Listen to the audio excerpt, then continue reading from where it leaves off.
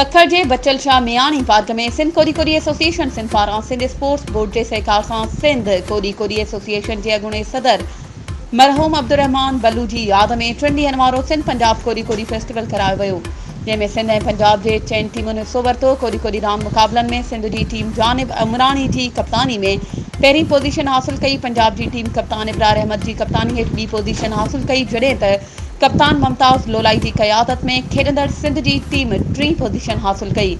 गुज़िरियल ॾींहुं सूमर ॾिहाड़े फेस्टिवल पुॼाणी ते पहुतो। टीमनि खे इनाम ॾियण लाइ तक़रीब मुनक़िद कई वई, जंहिंजो महिमान ख़ासि deputy director sports Sukkur Mir Mohammad Kalhoro हुआ।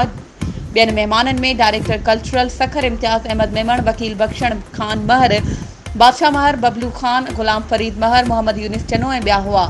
फेस्टिवल के इख्तिताम ते सिंध कोरी कोरी एसोसिएशन सिंध जो सदर हाजी अली हसन शेख, जनरल सेक्रेटरी मोहम्मद पनाह महर ऐं deputy director sports Sukkur Mir Mohammad Kalhoro पहिरीं पोज़ीशन हासिल कंदड़ टीम के 30,000 कैश प्राइज़ ऐं कप इनाम ॾिनो।